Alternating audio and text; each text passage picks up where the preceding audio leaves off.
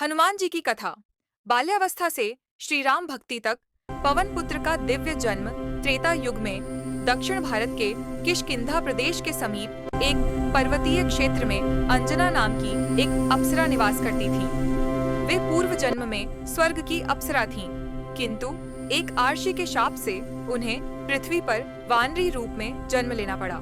शाप यह था कि वे तभी मुक्त होंगी जब एक दिव्य आत्मा उनके पुत्र के रूप में जन्म लेगी।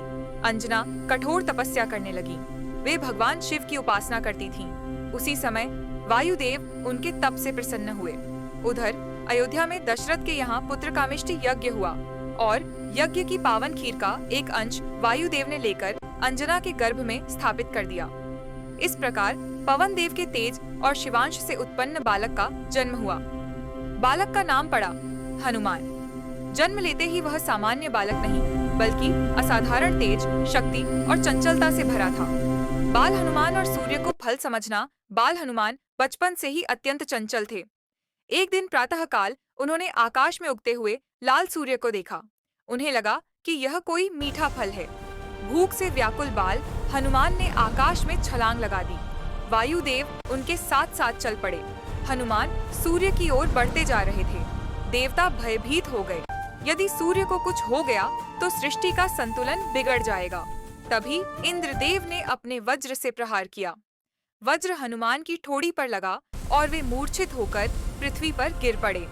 वायुदेव क्रोधित हो गए और उन्होंने वायु का संचार रोक दिया। चारों ओर त्राही त्राही मच गई। देवताओं ने ब्रह्मा जी से प्रार्थना की। तब सभी देवताओं ने बाल हनुमान को वरदान दिए। ब्रह्मा जी, कोई अस्त्र तुम्हें मार नहीं सकेगा। विष्णु जी, तुम अजर अमर रहोगे। इंद्र, मेरा वज्र तुम्हें नुकसान नहीं पहुंचाएगा। अग्नि तुम्हें नहीं जला सकेगी। इन्हीं वरदानों के कारण हनुमान अतुल्य बल के स्वामी बने। अर्षियों का शाप और शक्ति का विस्मरण। हनुमान अपनी शक्तियों के कारण अत्यंत चंचल हो गए। वे अर्षियों की तपस्या में बाधा डालने लगे। कभी उनके कमंडलू छिपा देते, कभी जटाएं खींच लेते। अर्षियों ने सोचा, यदि यह बालक अपनी शक्ति भूल जाए तभी यह संयम सीखेगा। उन्होंने हनुमान को शाप दिया कि तुम अपनी शक्ति भूल जाओगे जब तक कोई तुम्हें याद न दिलाए।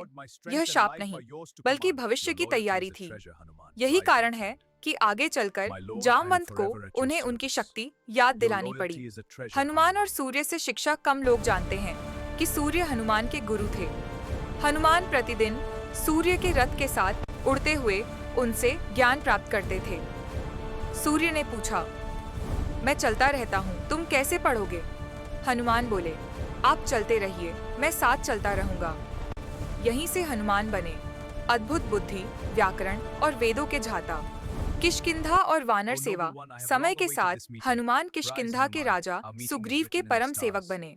वे राजनीति से दूर सेवा और भक्ति में रमे रहते।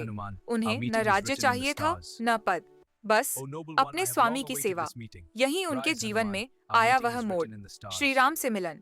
श्री राम से ऐतिहासिक मिलन। एक दिन किष्किंधा वन में दो तेजस्वी राजकुमार आए, श्री राम और लक्ष्मण। हनुमान ने ब्राह्मण का वेश धारण किया और उनसे मधुर वाणी में संवाद किया। उनकी वाणी इतनी शुद्ध और प्रभावशाली थी कि श्री राम ने लक्ष्मण से कहा, यदि यह व्यक्ति हमारा शत्रु होता तो केवल शब्दों से ही हमें पराजित कर देता। हनुमान ने जब राम नाम सुना तो उनका हृदय कांप उठा। उन्होंने अपने असली रूप में प्रणाम किया। उसी क्षण हनुमान समझ गए, यही मेरे जीवन का उद्देश्य है। राम हनुमान का अमर संबंध हनुमान ने श्री राम के चरणों में स्वयं को अर्पित कर दिया। उन्होंने कहा, प्रभु, मेरा बल, बुद्धि और जीवन सब आपका है। श्री राम ने उन्हें गले लगाया। उस क्षण से हनुमान केवल वानर नहीं रहे, वे बने राम भक्ति की जीवित परिभाषा। कथा का संदेश हनुमान की कथा हमें सिखाती है, शक्ति से बड़ा संयम, ज्ञान से बड़ा विनम्रता और सबसे बड़ा भक्ति भाव। यही कारण है कि आज भी कहा जाता है, जहाँ राम है वहाँ हनुमान है, और जहाँ हनुमान है वहाँ कोई भय नहीं।